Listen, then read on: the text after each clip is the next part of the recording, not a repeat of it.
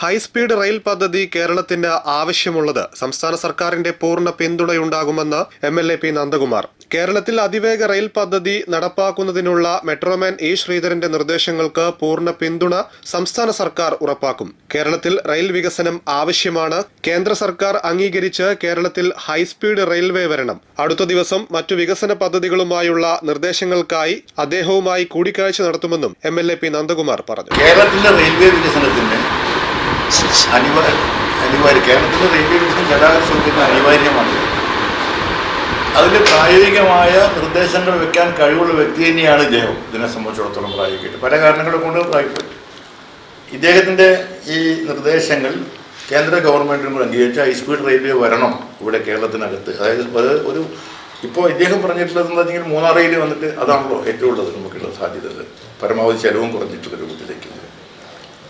ഇത് കേന്ദ്ര ഗവൺമെൻറ് കൂടി സഹകരണം ചർച്ച ചെയ്തുകൊണ്ട് സംസ്ഥാന ഗവൺമെൻറ് ഈ റെയിൽ വരുന്നതിന് വേണ്ടി എല്ലാ സഹായം കൊടുക്കും. ഇപ്പോൾ ഞങ്ങൾക്ക് എംഎൽഎമാർക്ക് റിപ്പോർട്ടുണ്ട്, ഒരു ഉണ്ടെന്നൊക്കെ എങ്ങനെയെങ്കിലും തട്ടിമുട്ടി ഞങ്ങൾക്ക് പോവാം. ഞാനൊരാൾക്ക് പറഞ്ഞാൽ കൊടുത്തോളന്നില്ല. എത്ര ആൾ വിഷമിക്കുന്നവർ, എത്ര ആൾക്കാർ പണ്ടതല്ലേ ആയിരുന്നു എംഎൽഎമാർ ഇപ്പോൾ കഴിയാത്ത രൂപത്തിലേക്ക് വരികയാണ്. റെയിൽവേയിൽ യാത്ര ചെയ്യാൻ ഒരു വലിയ പ്രയാസമായിട്ട് വരികയാണ്. ഒരു പെട്ടെന്ന് വലിയ പ്രയാസമായിട്ട് വരിക റെയിൽവേ യാത്ര. ഒന്നും കിട്ടാനില്ല. നമുക്ക് പ്രയാസം നന്നായിട്ട് അനുഭവിക്കുന്നുണ്ട് പല ആൾക്കാരെ സംബന്ധിച്ചിടത്തോളം. ഇപ്പോൾ പെട്ടെന്ന് പോകുമ്പോഴും വരുമ്പോഴൊക്കെ ഉള്ള കാര്യങ്ങളെ സംബന്ധിച്ചിടത്തോളം പ്രയാസം അനുഭവിക്കുന്നുണ്ട്. അത്ര മലബാർ പ്രദേശത്ത് നിന്ന് പോകുക എന്നുള്ളത് പ്രത്യേകിച്ചും മാവേലി രാത്രി വണ്ടിയിൽ ഇതൊക്കെ വേണ്ടിയാണ്. ഇതിന് ഇനിയും വർദ്ധിക്കാനല്ലേ പോകുന്നത്. അപ്പോൾ യാത്രാ സൗകര്യം എന്നുള്ളത് വളരെ ഗൗരവതരമായ വിഷയമാണ് കേരളത്തെ സംബന്ധിച്ചിടത്തോളം. അപ്പോൾ റെയിൽവേൻ്റെ ഈ സൗകര്യങ്ങൾ വന്നേ പറ്റും.